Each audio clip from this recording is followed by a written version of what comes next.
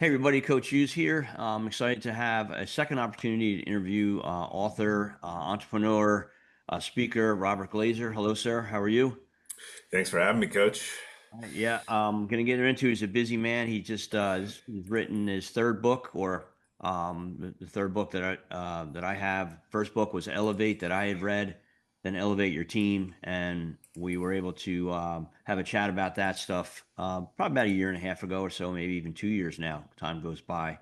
But I was excited to hear about a new book that you wrote called The Compass from Within, or Compass from Within, right? And I'm gonna obviously get the opportunity to talk about that. But and it launches. When is the book coming out?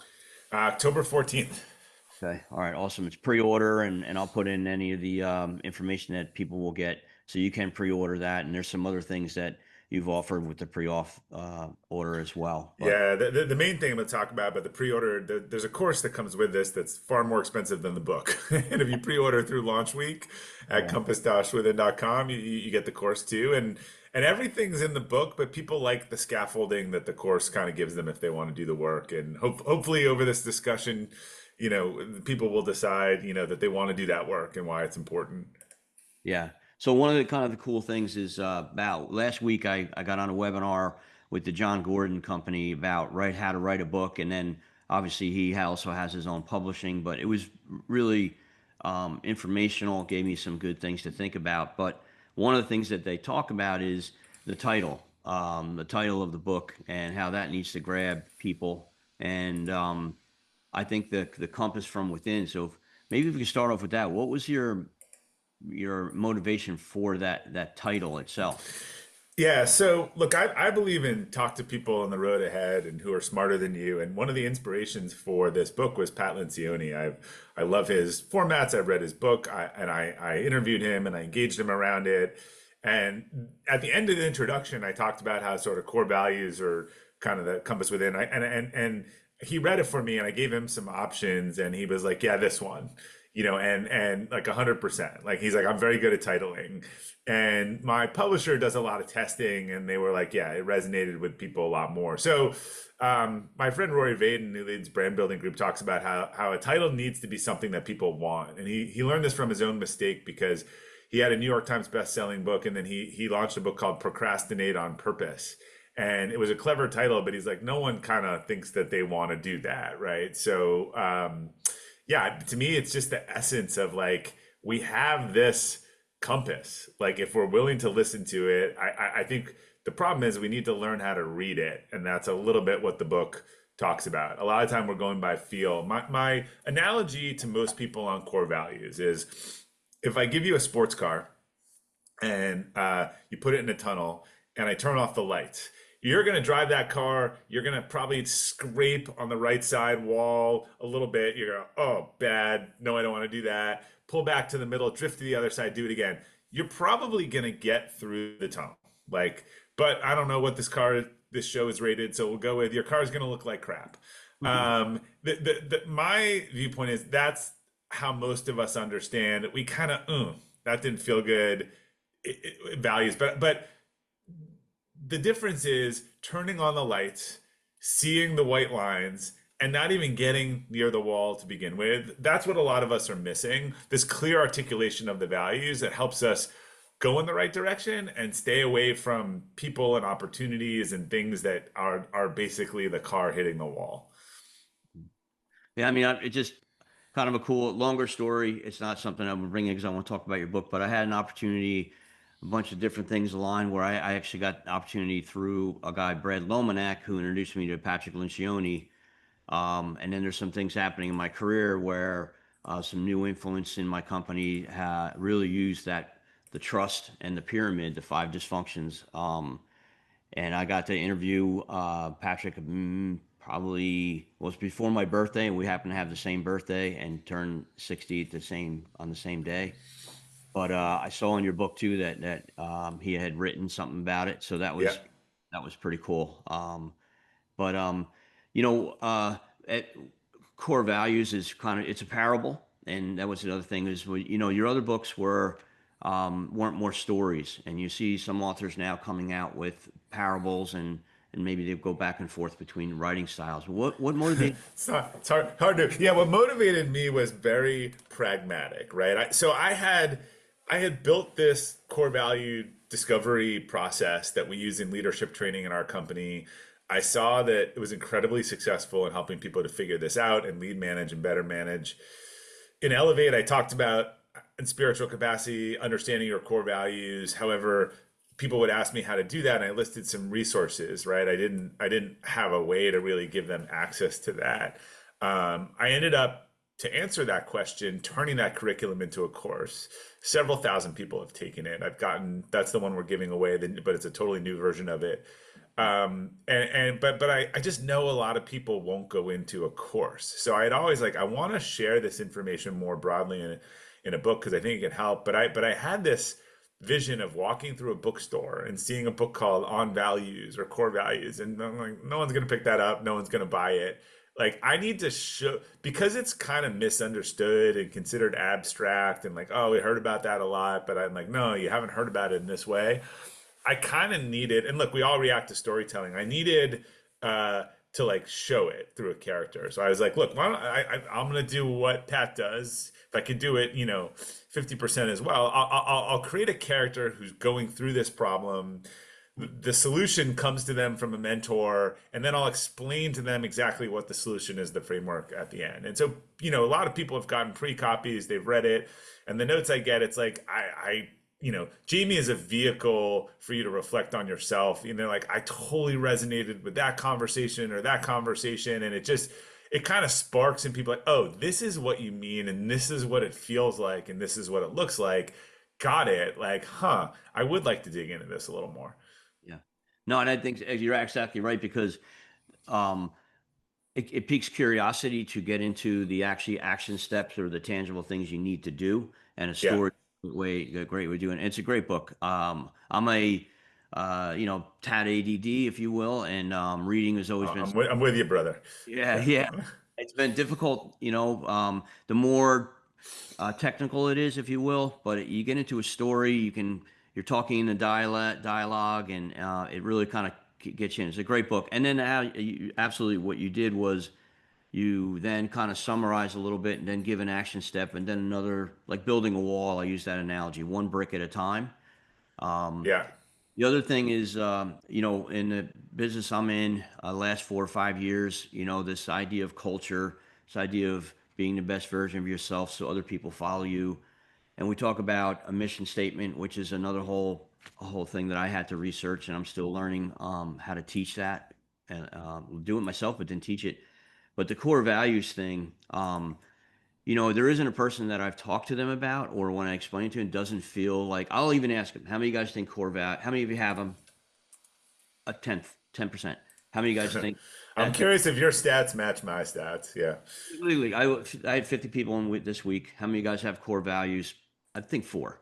How many of Right. you guys? I often how many but the way I'm curious. I always say, look, I haven't really thought about it at any time. I've thought about it. Maybe I have a one word one, and then I have a written list of core values, which is usually 2% of the room, right? If anything. Yeah.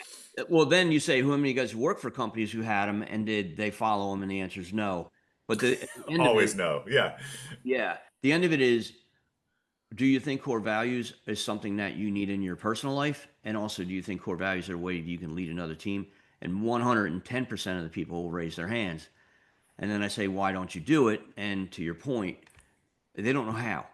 Right. Or Yeah. they Google it, and then they take an hour to come up with their 5 core values that are gonna Yeah, win. they get these keywords. So my genesis is very similar to this, which is I went to a leadership training which completely convinced me that I was a values-based leader and how values was important, but they also didn't have a process to give us. So I went and spent 3 to 6 months on it, and as kind of an entrepreneur, tried to build it. And I share all the same skepticism with everyone on core values because you walk into companies and you see integrity and respect and trust, and this is the so it's a difference between what they could be and should be and how they are used is a pretty big gap.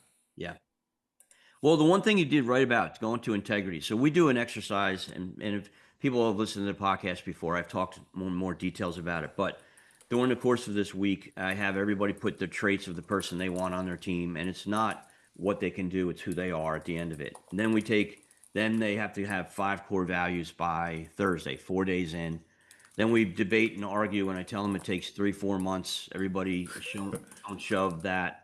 And then we take the traits and we put them under the core values. But it was interesting because when I read your book, I was like, huh, the first core value that comes up every single time is integrity.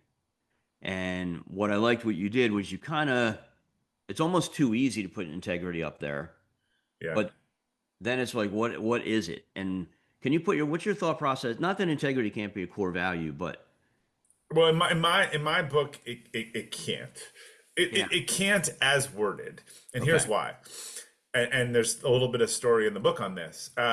If I ask, I've heard 10 definitions of integrity, at least from people. Some people think it's you tell the truth. Some people think it's you. So I want to know. Same thing with family, and we can get into that for a different reason. Family's not a core value because it also doesn't pass the test that it's ubiquitous across all areas of your life. Like, so what does family mean in the workplace to you? Well, if you dig down a level more, I find out what integrity means, right? And that is the value. And it's different because if it is always tell the truth, that's different than do what you say and say what you do. I talked to someone who had realized their version of integrity was your words and your actions need to match. And actually, one of their biggest pains in their life was that they had not done that for years with their wife, and in terms of like the giving more time to the business than the family, and that they actually knew they were out of integrity with their, no pun intended, with their sure. values. So, integrity, was I integral last month?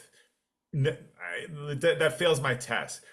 Did my words and my actions match last month? Well, yeah, like actually this, or no, they didn't, or I can tell you I did a good job at that, or otherwise. Same thing. Let's talk about family. If core values have been present for a long time and sort of, this is an uncovering process. It's not a creation process. It's kind of like this is the owner's manual that no one ever gave me. When you figure them out and the epiphany that Jamie has in the book, you kind of have this sparks going off in your head because it's like, oh, this stencil. And you Mm, put the stencil across your life and preschool and that job that sucked and that job was great. And suddenly you're like, it just freaking makes sense. I get it now. It's like you gave me the treasure map, right? And so family was not the case for you when you were 16 or 18 or otherwise. And what does that mean? Look, for some people, family means like, I've seen some bad, like the drunk uncle who's being inappropriate at the wedding. Like, is that family? Like, do you not say something to him? So when we ask people, what does family mean to you? Some people, it's a small group of people I can trust and have my back. Okay, so that now that's probably what your friend group looks like and where you operate best. That's probably how you operate in the workplace. Some it may be show up and always be there. Again, now much better blueprint for how I should be a friend and how I should lead and how the workplace. And I'm gonna, if I have a choice to show up, I should. So I want what's a level or two deeper off those one words, and any core value should sound pretty unique. Some of mine do, some of mine don't, but the combination of them should be completely unique. The three but or four, much like a company. yeah, and I think that's the thing is people, oh, I'm on core values. They go online, they come up with this little five Yeah, question. they grab the keywords, Yeah. but that's not, keywords can just be things that you like or that you resonate. Obviously, like honesty resonates with me. It's Mm. not one of my core values. It's very important to me and I believe in it, but it's not one of my core values. In fact, in my stack, honesty is more a servant to other things, right? Like that fulfills other things. So like one is, I love how you said creative and uncover. And I think right away what struck me was everyone wants to create it so it's done, and then they have it and they just think that that's going to lead the way. But the uncover is the pulling and the arguing and the debating and the understanding the words and what are the actions behind it. And so I guess what I'm saying asking is it I mean is there a They're rep not, they're not, they're not aspirational. They're not, it's really important. These are not things you want to be. For this to work, these are things that you already are, hmm, right? yeah. Yeah. Yeah, and I think is there a timeline that you should? I mean, it's not like 3 months, 5 months, 6 months, but it's not in a day. Um, I mean, how It much should you really kind of massage it and work it and not just get it done? And how important is that? Have you found? It's not a day. Look, if you take the course, if you read the book in about an hour, you can have a draft list. Mm, But you got to run test that. You got to put it out on your desk. As I always tell people, as you come across things over the next month or two, three things. That felt great. Time stood still. I was super engaged. Look down at that list. Can you find check, check, check? That felt horrible. That person drove me crazy. I wanted to strangle them. This, whatever. Can you look down at that list and see opposites, right? Because the definition of a core value is that when it's violated, it feels crappy or horrible. And so therefore the opposites are very helpful in identifying a core value. In fact, John, if I knew one of your core values, and we could do this, I did it, and let's say it was grateful or something grateful, or learning. mm, You have something definitely around learning and getting better. So if I said to you, mm. John, you're at a party and you're dealing with this person, you meet Mary, and Mary just tells you that like we have to do it how we've done it, and there's no getting better, and there's no reason to try doing something different. Like when you create see, look at the head nod you just did. The opposite of the avatar, there's a physiological reaction that people have, being like, kind of want to strangle that person because they are the embodiment of look, my core dominant core value is to find a better way. Fighting words to me are we do it that way because that's how we've always done it. Like those are fighting words, right? So you have the exact reaction you just had, which is kind of physiological.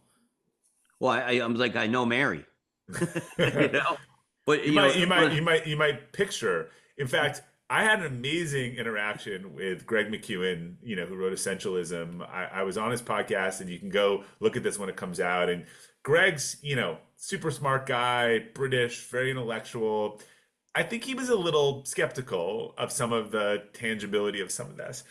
And I said to him, like, Greg, this opposite test is like really valuable, right? And so like describe me a time when like you just like were so frustrated with someone and boom, the story comes in and it is at this party and people they come into a situation, they haven't listened to anyone, they have no facts, they throw an intellectual shallow solution and he's just like locked in on this. And I was like, okay, clearly like there's a core value in there.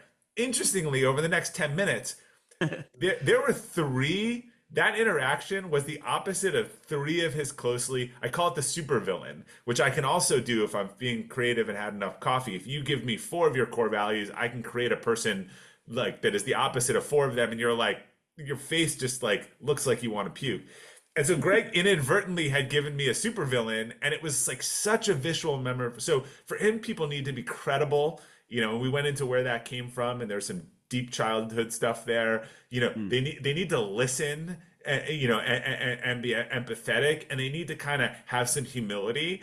And this interaction was just a violation of all of them. So that's actually the first time that someone else has given me their supervillain. And when we unpacked all three of those, he was like, "Yeah, like actually, 100%. Those things are all super important to me."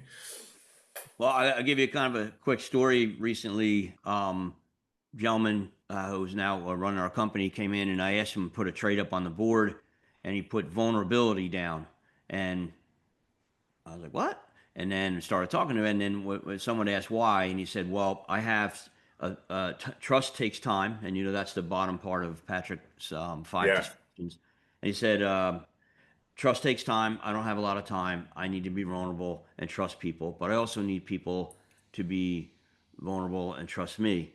And I never would have thought of as vulnerability as kind of a one of my core values, but because I am someone who has been known to be very vulnerable, but that vulnerability was people saying I was weak, or whatever. And what I've realized that that's one of my strengths is I'm able to connect with people because of that vulnerability. Where for many many years I thought I was,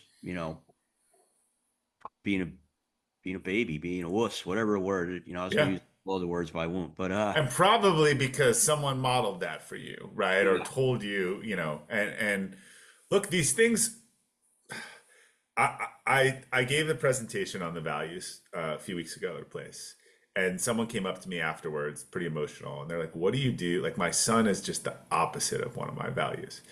And when I talked to him, I realized that like a lot of times where values come from is for or against. You're going towards something that you really valued or against. And so I think what this mother had done was from her own experience as a childhood, whether she wasn't listened to, I don't know what the story was. It wasn't listened to, then she became like always listen to everyone and may have asked their kids what they're feeling and all this stuff and all the time to the point I think she might have over indexed on something to the point where her son was now opposite again.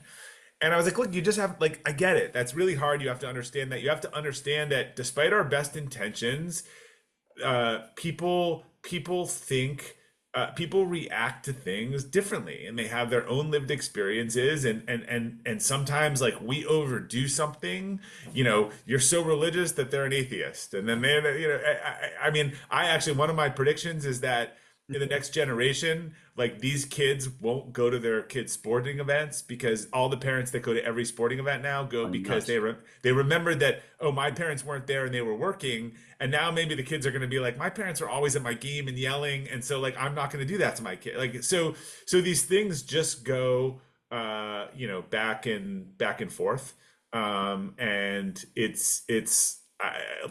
I had a lot of empathy because she was really struggling, but maybe again her overemphasis on this as a value landed, for her son in a different way, and they were just this was something they were not gonna see eye to eye on.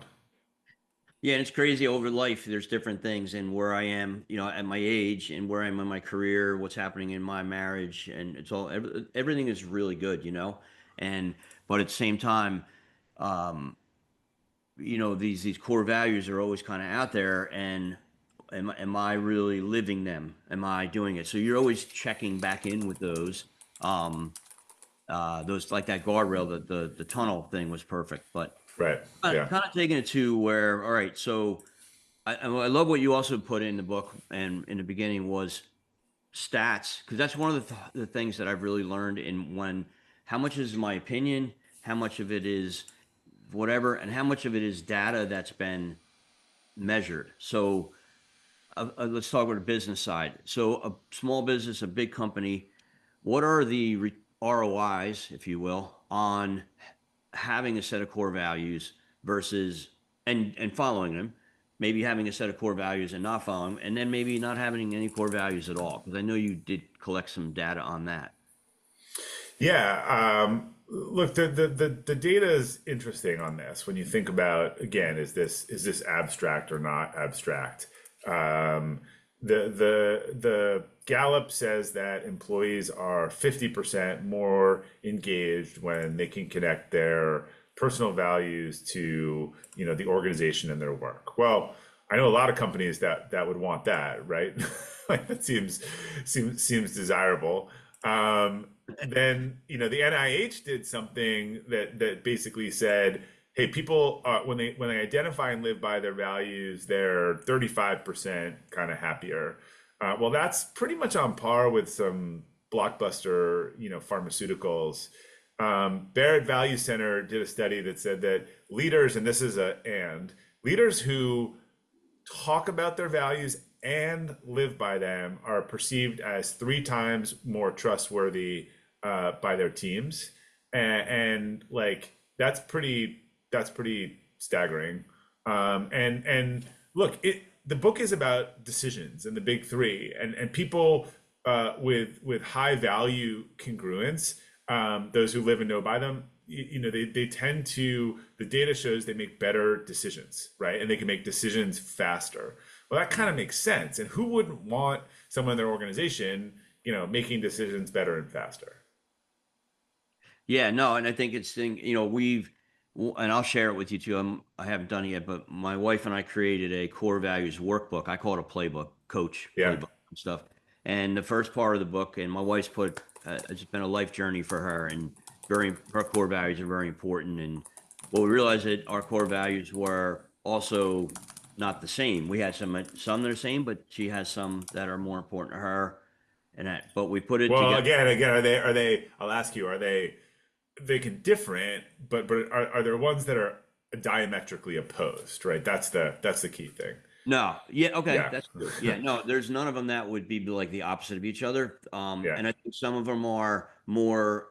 I'll just give faith and that kind of stuff with my wife is very, very important. It's integral. I'm a little more casual with it, but I'm also, I don't just ignore it altogether. So that's kind of one of the things where she is very. That's a core value that's super important to her, and family might be for mine. Not that family isn't for hers, right? Yeah. I mean, You guys yeah. are going to go redefine what family means to you. Yeah, and we're working. And what's Yeah. cool about this now, and what I'm doing on other areas of my life, I'm trying to do the work, and Yeah. I want to be more in line with her, but not because she's forcing me to. Of course, she wants me to, but she also is very understanding, so which is great. Yeah.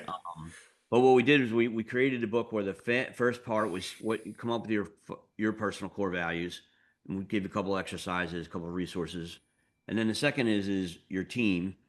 But rather than you come up with them for the team, have the team come up with them for all of us. Yeah. And you argue and you bait, and it's really interesting to do that exercise and watch how people, huh, I want that to be my core value. And I always tell them, I go, if your core value doesn't make it to that list, that's still part of the person, you know.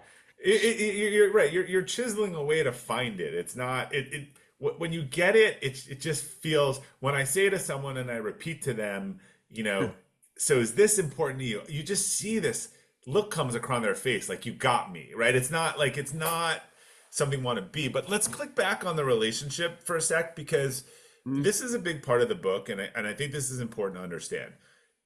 Your relationship will probably not work if you don't have alignment around core values, right? Or at mm, least, like this is like hard news for many, but I think that, and I didn't understand this in my 20s. You can be different from your partner. You can have different activities, personality, all these things.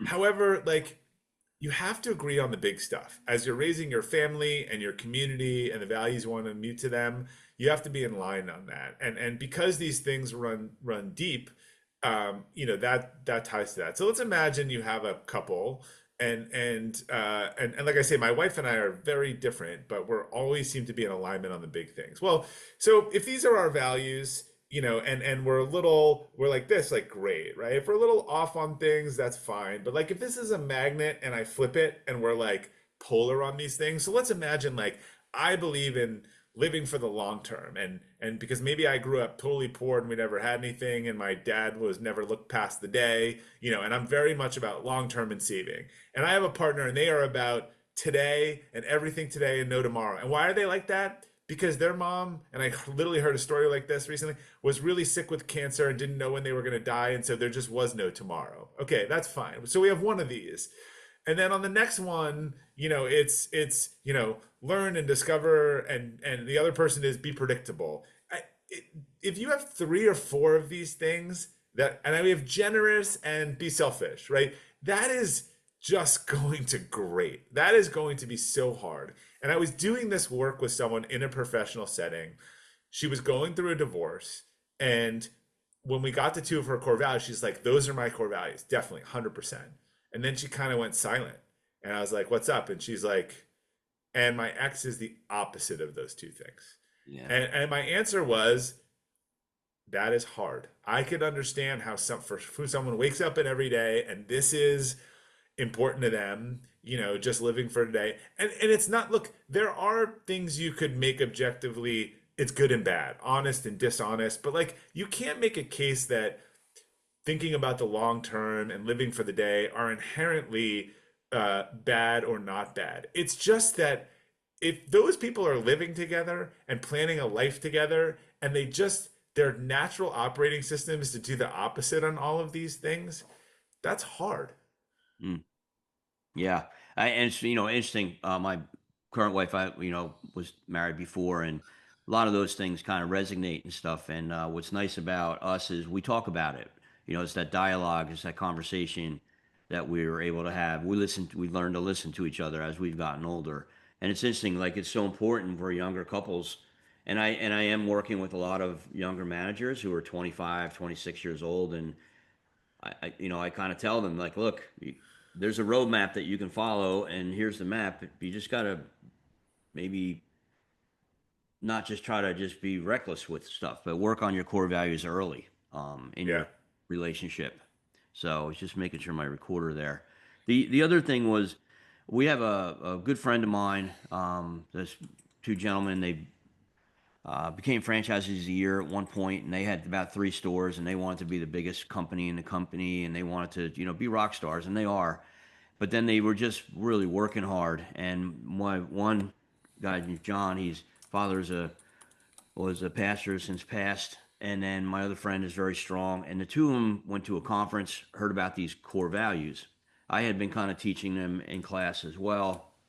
And what happened with these two gentlemen is they realized that, hey, let's try these. They thought they were important. Took about 6 months, I think, for them to do it. And then with those core values, what they ended up doing is basically hiring off those core values, interviewing, trying people out off of them, training off of them, and then asking people to go based off those 5 core values. And they then became the franchisee of the year, and they've built an incredibly um, strong company, very culture based, very focused. Um, that long kind of lead into is there like have you found a uh, proper amount of core values you should have? I know 2 is probably not enough, and I know 15 is too many to remember. Have you That's a seen good. one? That's a good. Yeah, look. I think you need to be able to say them without a mnemonic, or even companies like hospitality companies who brag about their core values. They talk about this card and this, why can't I think of that? What's it called when it first letter stands for everything? Oh, acronym. Acronym. Yeah, yeah. Sorry. This is what happens when I travel and get I fatigued. I always lose think I acronym. lose I lose my vocab. They have a clever acronym, and I'm like, if you have 8 and they need a card, then it's not top of mind to think about it. So I think, yeah, look, things work well in threes. Sweet spot seems to be 4. You start to get to 5, it's a little bit harder. But we're talking about personal core values. I do a lot of work now with companies on corporate core value stuff, and I was doing something for some major hospital system, and there had been a lot of initiatives over the year, and I told them this was going to be different. I was going to interview all the people, we were going to listen to what was actually going on, and we were going to try to make that match the language, because there was a new leader that came in, he wanted to overhaul it. And they were like, well, but we have the hospital core values. They're eye care, and it's on our badge, and it's whatever. And I'm like, what does eye care stand for? And they're like, I don't know, identity. So the funny thing is, everyone remembers the acronym. And so then there was a doctor who was doing his own thing in a department, and I was coming in, and there's a little bit of a turf war on this, and he's like, but I have my own thing, and it's heart, HE. And I was like, look, here people are going to remember heart. They're never going to remember one of these things. And if you're not interviewing on these, offering awards on them, and all of these things, like, not going to happen. So one of my favorite emails I've ever gotten was when I checked in with this hospital like 6 months later, after we got their new 4 core values for the whole department oriented around them. I was like, how's it going? And they're like, it's going great. We now have behavioral based interview questions for our core values. We just launched a core value shout out in our newsletter. We actually convinced the hospital to use them in our performance and compensation system. We have our first core value awards scheduled. And I was like, this is like, because Yeah. saying them doesn't do anything. Like, I want to see how companies operationalize them. And we give them these 6 points of operationalization that, like, this is what you have to do if you're going to do it. And you said something there, too, where the behavioral based, and I think that's what they did was they had their core values, and then they came up with very thoughtful questions about okay, if there's this core values in question, and here's questions you can ask them or yourself about it, which then will, proportionally, if it's a higher percentage of the negatives, then obviously that core value is Yeah. not followed. And, Um, and, and you know what the secret weapon in this today is? It's a ChatGPT. You can say, here's the core value. Give me 10 behavior-based interview questions that would test against this, right? And Jeff Smart's the godfather of interviewing. He says, ask hypothetical questions, get hypothetical answers, right? So you can do this personally. I wouldn't do it in this way, but let's say you have a core value of live for the moment and you're dating. Like the thing you probably want to ask is like, hey, tell me about like what are some times when you've like lived in the moment? And if the person like he was like, no, I don't do that. I'm a planner. I'm pretty like you should pay attention to that. So it behave for those who aren't clear about, we're talking, we know behavioral based question is a real life past experience where they could talk about it. So as an example, and you think because people are talking honestly and answering the question, they don't realize it that they're answering it in a way that either reflects the value or doesn't reflect the value. They're being honest from their interpretation of it. So our company has a core value of own it. And if we ask someone like, tell me about a time when something really went wrong and you had to own it, right? In the past, because that's a key thing with Jeff, in the past, because now it just sounds like history. Well, someone's going to tell a version of this narrative where they were the hero and everyone else screwed up, right? And you're going to be like, oh, well, thank you very much for that story. The person we want is look, we made these mistakes, we learned from them, we reflected on them, they take owner, like that's the version of the story that I want to hear. And the candidates in behavioral base are just telling you the truth about the story, rather than saying I like your value of own it. They are either demonstrating in the story that they do own it or they don't own it. Yeah, I'll give you an example of that where the vulnerability and trust thing, and the vulnerability kind of surprised me, and I realized vulnerable is how you trust, and but there's another side of vulnerability that is true in the sense where, when you don't know things going on, you get that nervous chatter and you start talking and maybe saying some things um, that then are the opposite of trust. And I just had that situation happen this week where I wasn't negative, I wasn't bad talking, I wasn't Yeah. gossiping. I was just stating where I was in my life at that point, and it came back that what I was really doing was probably shouldn't be saying that, and the it put trust in question, and it really hit me where I was like, wow, I want to be a better person, and what I want people to do is if I say you can trust me, but then the vulnerability piece comes in where that's the hypocrisy. I'm like, wow, trust and vulnerability, or uh, does that make sense? Yeah, and look, you may not be that person anymore, right? And that's fine. And people have to determine, that and that it was the past. So I think that's, that makes a ton of sense. And you may have there may have been a time in your life where you failed to live up to the value. Yeah. And but it shouldn't have felt good. And you should have said, I don't want to do that again, right? We all No, we all no. we all make mistakes. And frankly, look, I want to be super clear about something for those people who are listening and who may have a job and you may read this book or do this work or go answer the 6 questions in the book at robertglazer.com/6. So it's the 6 questions that start you down this process/SIX. And you might be like, I am in a job that is not aligned with my values and I need to leave. Well, we all want to have the Jerry Maguire moment in life and drop the mic and walk out the door. And he did that because the values weren't aligned. But we have people to feed and we have responsibilities. And in fact, we might have a superseding core value that says, take care of those I care about and that would harm them, by doing that. So look, don't tell your employers this, but in my mind, what you should do is you should mentally quit today. You should say, this place does not serve my values and I will be leaving here.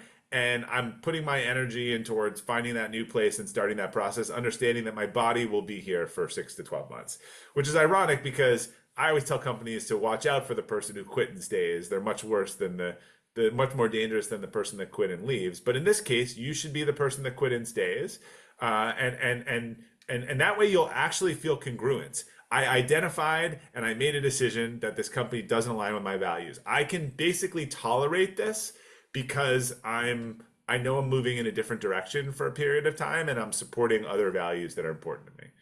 Yeah, and it's interesting because that what it is I do it was something that I do believe in and I do want to do, and it's the trust thing is just takes time, and it's just really kind of put vulnerability in this thing where I have to be patient. I have to be vulnerable and but stay to my core value of if I say I'm going to do something, I'm going to do it. And I caught myself maybe not living up to that core value, and then it's a gut punch. But I It is. You'll yeah feel terrible. yeah it And was really look, this gets into 303. You know, once you've done 101 and 202, again, answer those 6 questions first. You don't even have to buy the book, robertglazer.com/6. See what comes out for you. But your core values need a hierarchy because sometimes they are in conflict, and therefore you have to make a decision that violates one of your values, and that's really hard. It's like choosing between your children. So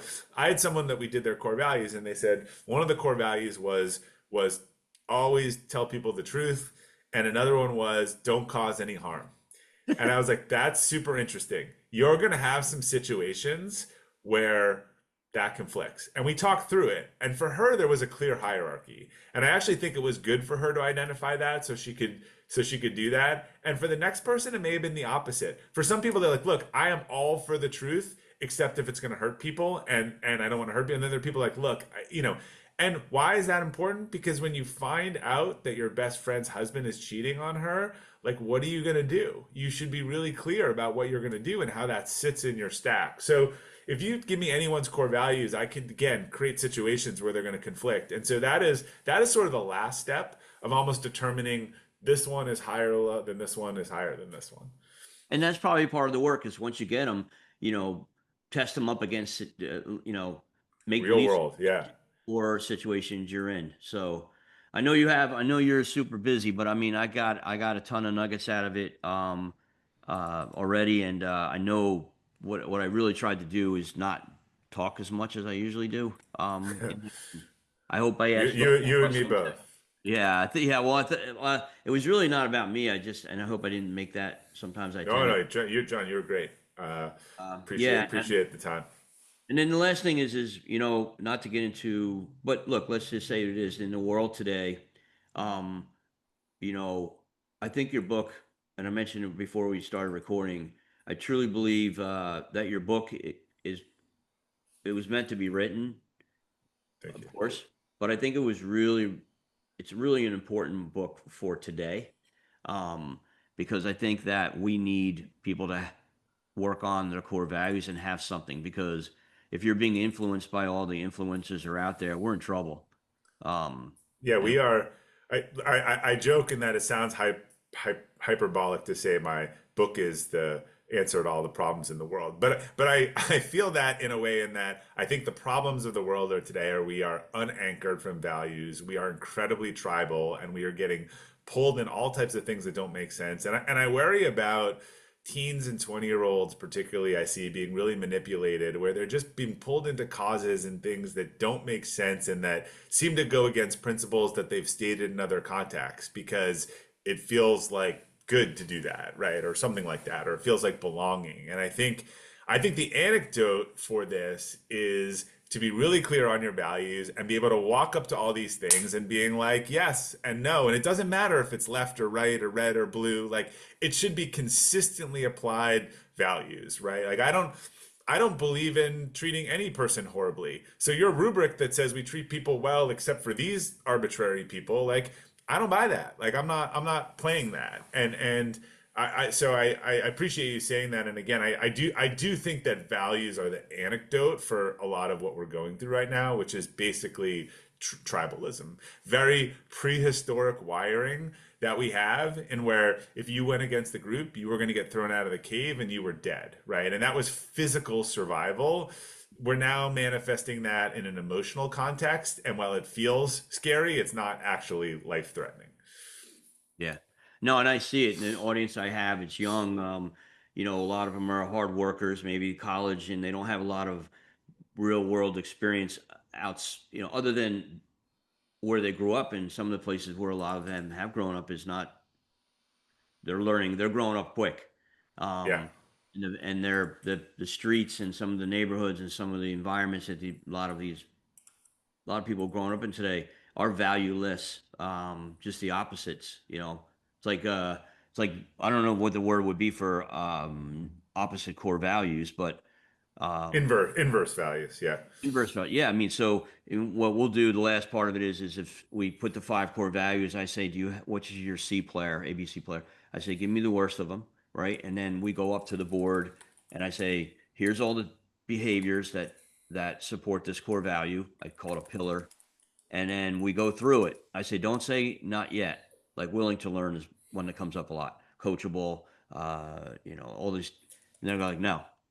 I'm like, all right, well, three-quarters of this core value is not seen. And then we look at their age. If they're 14, 15, find out where they grow up, and then but you do it. As the older you are, that's too much work sometimes. But I say you can take a young person, and if you model those core values and they see it, I think that you can create those positive core values early. Back to what you were saying, it's younger folks today. They're the ones that we have to really be concerned about.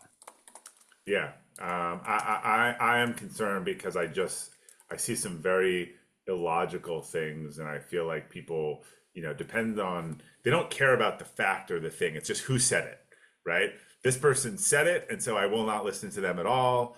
Like I saw a doctor speak out this morning. It was interesting on this Tylenol mess, right, which has become all politicized.